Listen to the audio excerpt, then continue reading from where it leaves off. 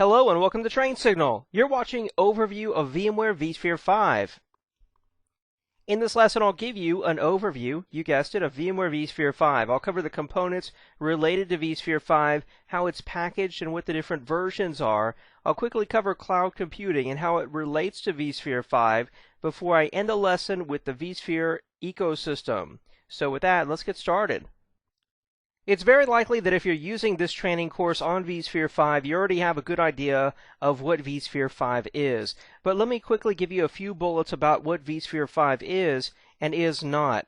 First off, vSphere 5 is a virtualization, hypervisor, and associated suite of products. vSphere includes ESXi, and it's sold in kits or a per-socket license. vCenter is sold separately, but typically it's required, and I would say 99.999% of people out there, if they bought vSphere or ESXi, they're also using vCenter. It just makes sense. It's not completely required, but to use most of the advanced features that you're buying vSphere to use, you really need vCenter. So pretty much everyone out there buys vSphere, and then they buy vCenter. In fact, these kits that I'm talking about that vSphere is also sold in includes vCenter.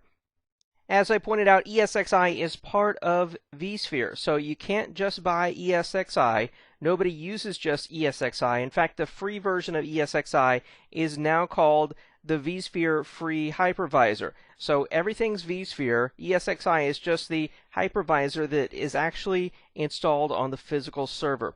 Now, new with vSphere 5, there is no more ESX server, it's only ESXi server. And the difference being that ESX server had the service console, ESXi server is a much thinner version of ESX server, and I'll be covering the difference between the two in more detail a little bit later in this lesson.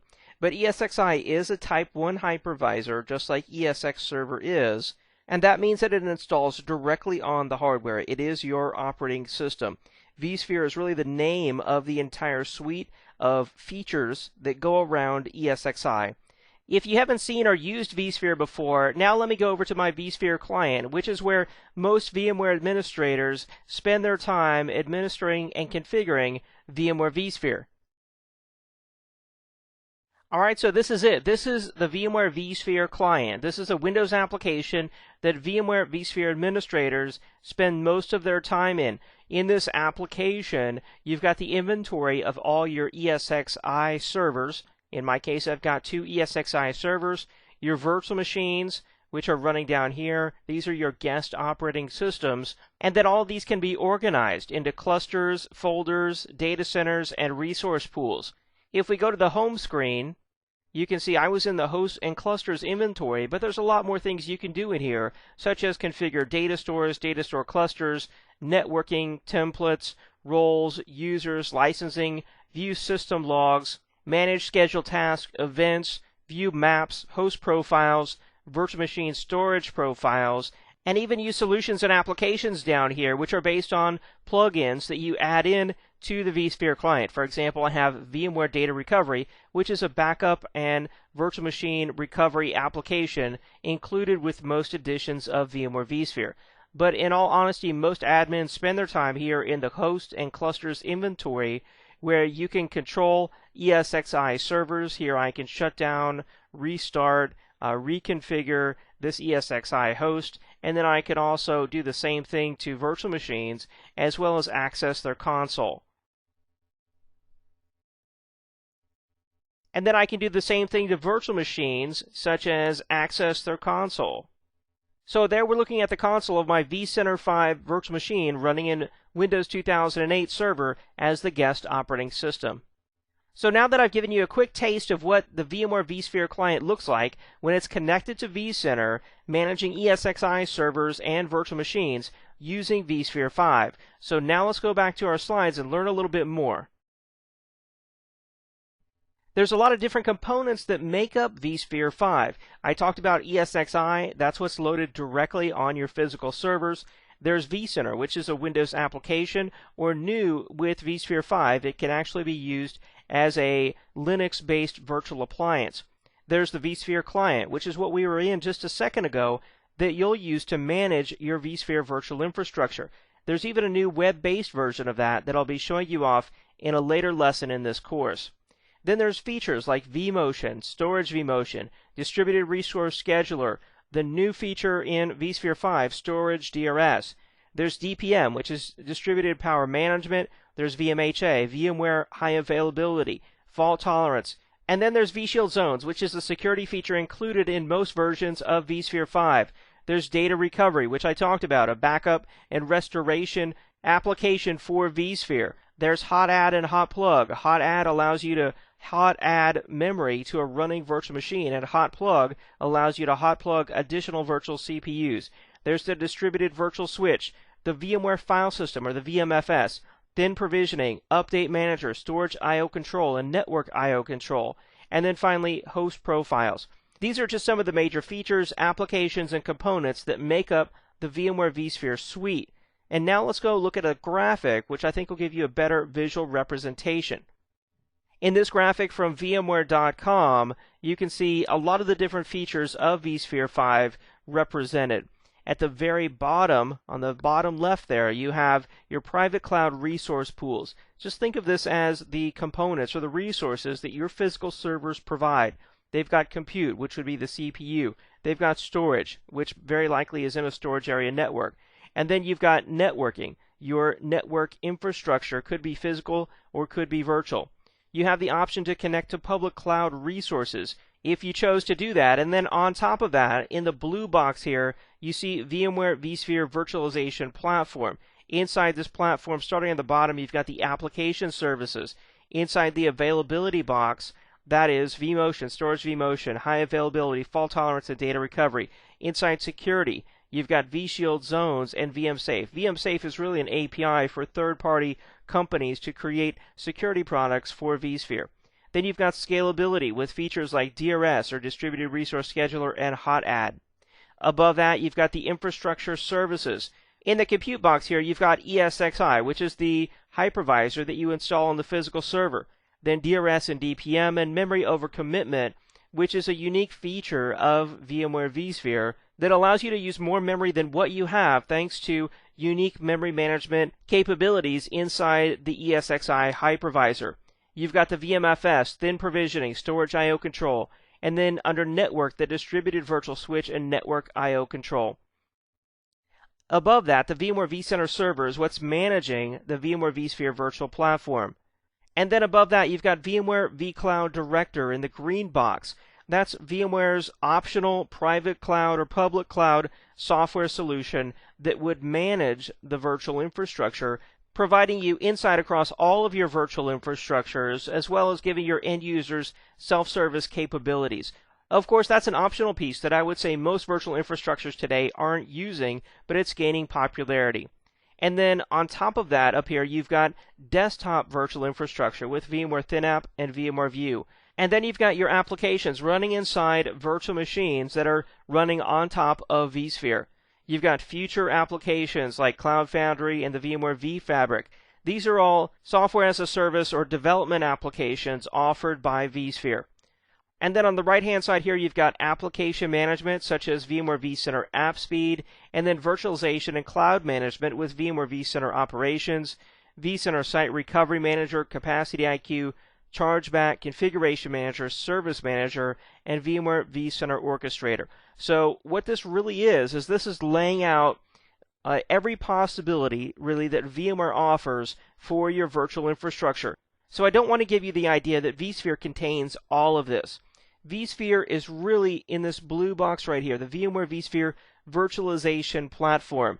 You've got ESXi as the hypervisor, along with these variety of features here included in the different boxes.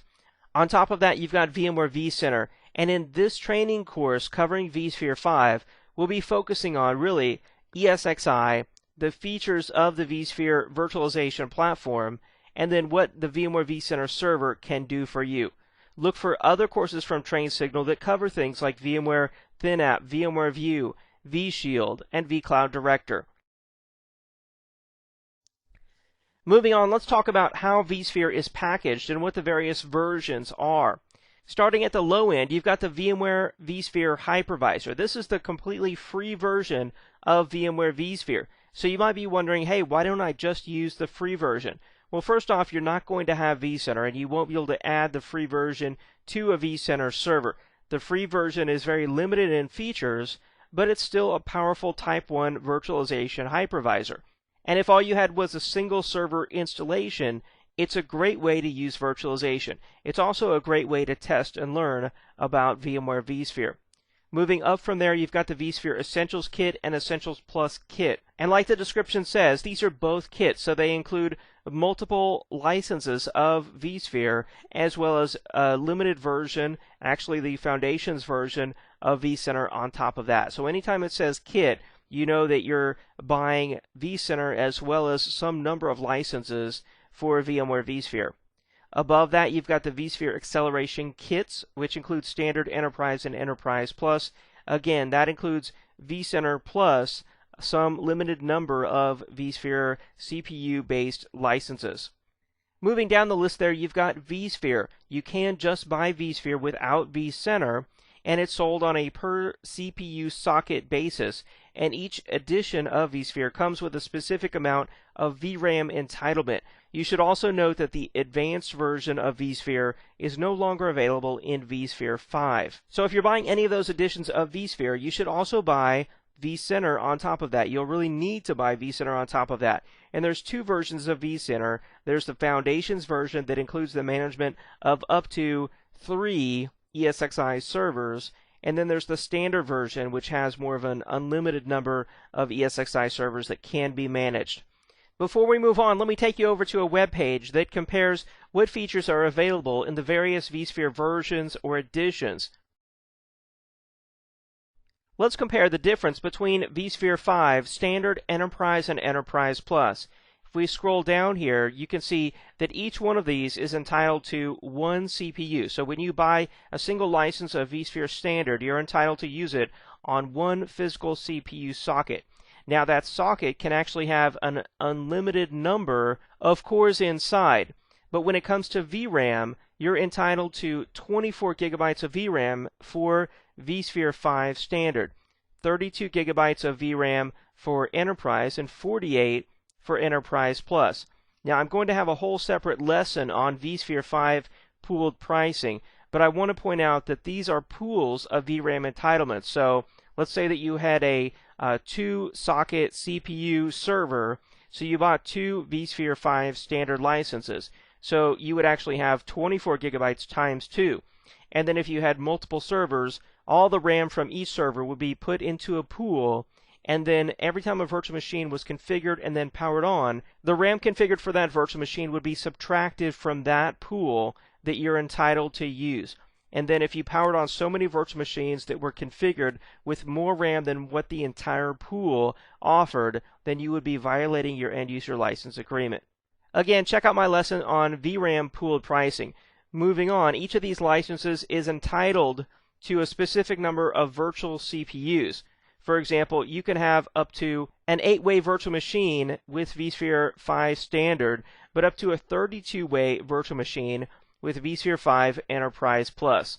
Keep in mind that vCenter is sold separately, so here you're just licensing a CPU socket license of vSphere. You're not getting vCenter at all. You have to purchase vCenter separately.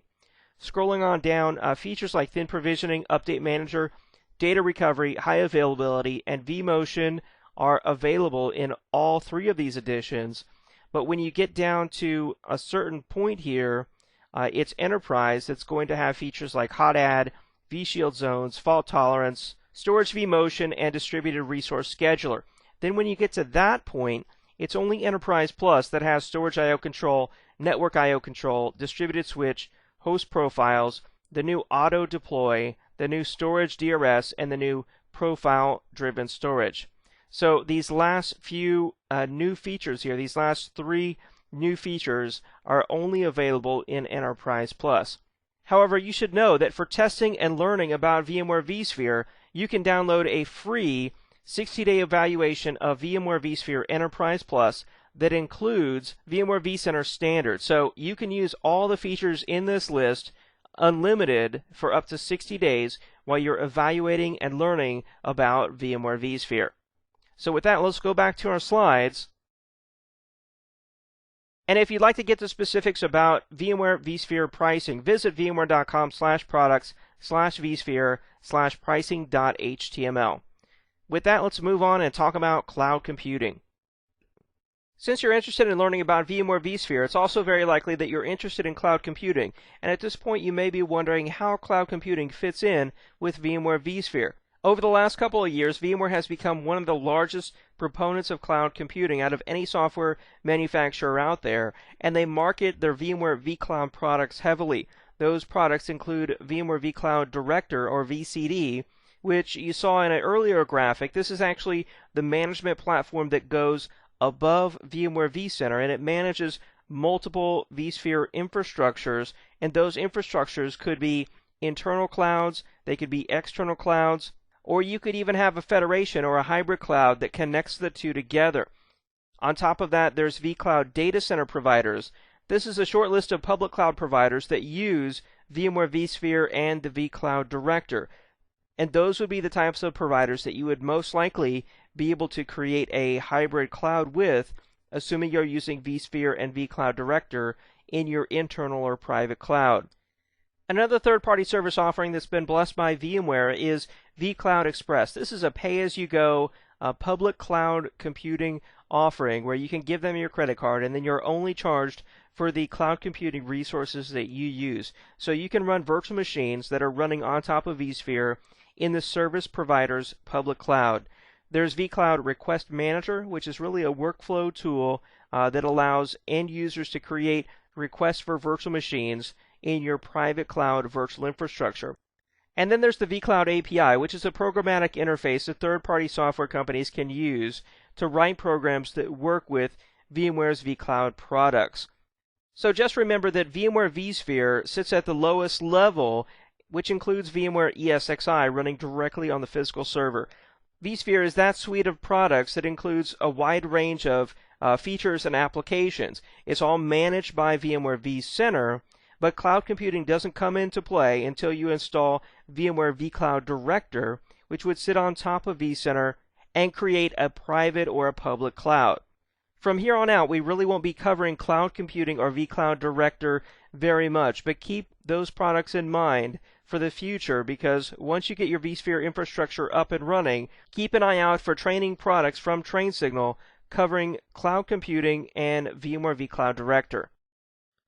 And here in the last slide of this vSphere 5 overview, I want to quickly mention the VMware ecosystem. When someone asks me which virtualization hypervisor they should learn about, I tell them that they should learn about VMware vSphere, because VMware has created the most amazing and powerful ecosystem around their product line, and that's truly what makes it so successful. Absolutely, it has great features, and VMware does a great job supporting it, but it's the entire ecosystem around the product that makes it so popular and makes it such a success. The VMware ecosystem is strong. It includes hardware vendors, consulting companies, VMware View partners, virtual appliance partners, third-party software companies, bloggers, community members, book authors, training providers, and then there's even all the leaders of VMware user groups around the world. Every one of those different types of people and organizations is all working together to learn about VMware vSphere, test it, implement it, promote it, educate people on it, and help others to learn about it. And by doing that, that's what makes VMware vSphere such a tremendous success. And I honestly believe that once you learn about VMware vSphere and try it for yourself, I think you'll fall in love with it just as much as I did, and then you'll want to be part of this vSphere ecosystem or VMware ecosystem and serve in some capacity. It could be working for a consulting company. It could be working for a third-party software company. You might want to start your own blog or write a book or even speak at your local VMUG. There's a lot of great ways to contribute to the VMware ecosystem and give back to this community that I think you'll find is going to be so valuable to you as you learn more and more about VMware vSphere. And that brings us to the summary for this lesson. I started off by providing you a simple overview of what VMware vSphere 5 is. I showed you what it looks like from the perspective of a VMware administrator, and then I covered the different components that make up vSphere 5. components like vMotion, storage distributed resource scheduler, network I/O, storage I/O, the ESXi hypervisor, vCenter, the vSphere client, and even command line interfaces. From there we moved on and I talked about how vSphere is packaged in the various versions of vSphere that are available. After that I covered cloud computing from the perspective of VMware and how it fits in to VMware vSphere before I ended the lesson with the VMware ecosystem that you'll be using and hopefully contributing back to one day in some form or another. Thanks for watching this lesson providing an overview of VMware vSphere 5.